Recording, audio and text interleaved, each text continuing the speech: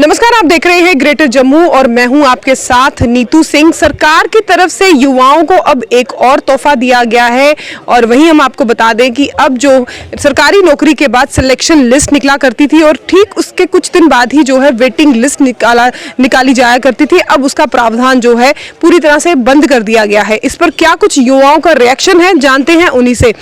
अजय, जैसे कि कल सरकार द्वारा एक आदेश जारी किया गया है कि अब सिलेक्शन लिस्ट के बाद जो है वेटिंग लिस्ट का जो प्रावधान है उसे बिल्कुल बंद कर दिया गया है, किस तरह से देखते हैं आप इसको? देखिए, मैं तो साफ शब्दों में कहूँगा कि एलजी प्रशासन का जो है ये एक ऐसा मसला बन गया है कि एलजी प्रशासन देने के बजाय छीनने का काम कर रहा है। सिर्फ जम्मू कश्मीर के युवाओं के साथ खिलवाड़ किया जा रहा है। आप मुझे बताइए, वेटिंग लिस्ट का क्या होता है? वो कोई भी कैंडिडेट ये नहीं करता कि उसका नाम वेटिंग लिस्ट में जाए। वो इन्हीं के फ्लॉज होते हैं, इन्हीं की वहाँ पे बहुत सारी टेक्निकलिटीज़ होती है जिसकी वजह से कईयों के नाम वेटिंग लिस्ट में चले जाते हैं।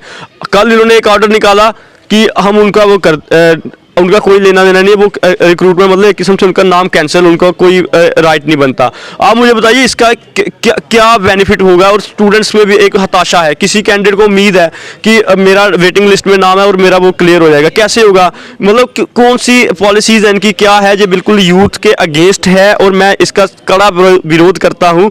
मैं आपके ये कल ही ऑर्डर आया है, आज छुट्टी थी, कल की तारीख में NSUI जम्मू कश्मीर की तरफ से भी हम लोग यहाँ पे करेंगे। मैं जम्मू कश्मीर यहाँ पे जम्मू यूनिवर्सिटी का छात्र भी हूँ, तो और छात्र होने के नाते भी हम करेंगे और दूसरे तरीके से भी करेंगे, क्योंकि जहाँ पे मैं आपको बताना चाहता हूँ ये बिल्कुल ही इसकी कोई वो नहीं है। आप नौकरियाँ पहले नहीं है, अब इसमें मैं आपको ये बताऊँ, ऊपर वाला छोड़ दो, बेचारे 4th क्लास वाले स्टूडेंट्स भी कुछ जो है वो फंसे हुए थे इसमें। मैं आपको रियलिटी बताऊँगा। कईयों का क्या था, वो कास्ट सर्टिफिकेट का इशू था। इन्होंने बोला कि आपका हम लोग करेंगे।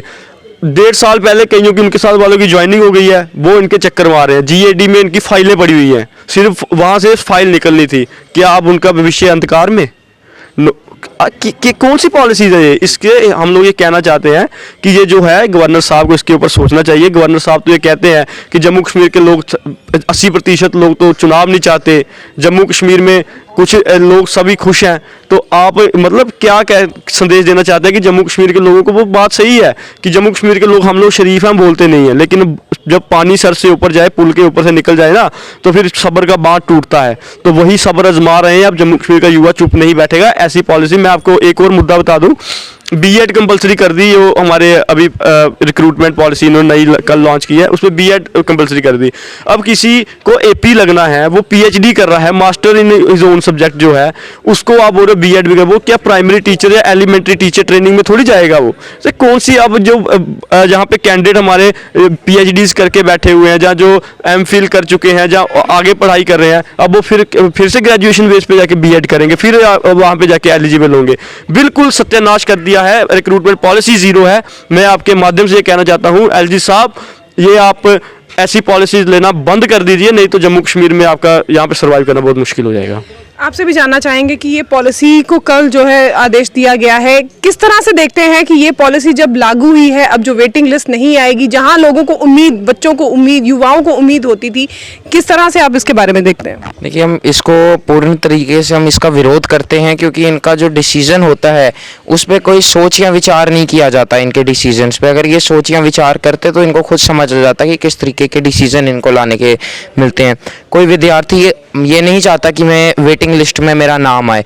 अगर उसके बीच में उसका नाम आता है तो उसका जो गलतियां होती हैं वो इन्हीं की एडमिनिस्ट्रेशन की गलती होती है, जिससे कोई टेक्निकलिटीज़ हो गई जिसकी वजह से इनका उसमें नाम पड़ता है। तो इनको खुद ही जवाबदेही होना चाहिए और इसको बंद कर देना, ये उनके साथ बिल्कुल हम नाइंसाफ़ी इसको हम देख सकते हैं इसमें।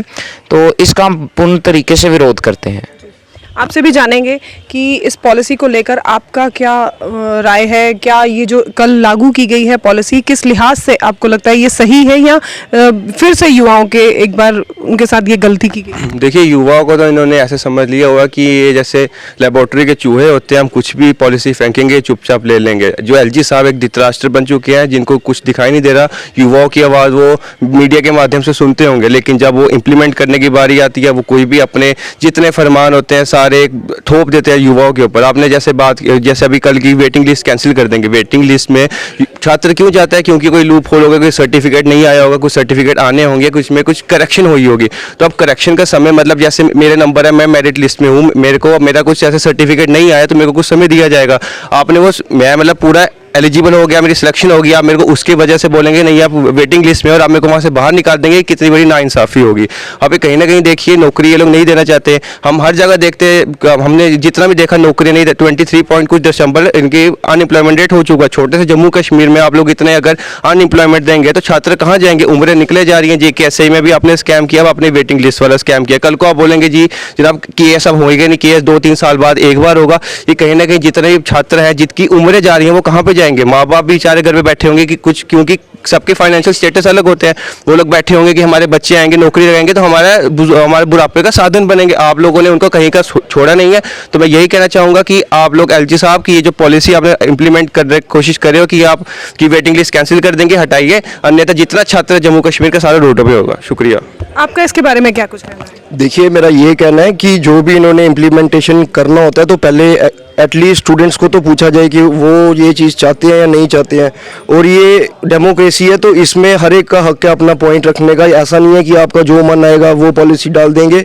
इससे जो है, इससे स्टूडेंट भी सफ़र कर रहा है, उनकी फैमिलीज भी सफ़र कर रही है।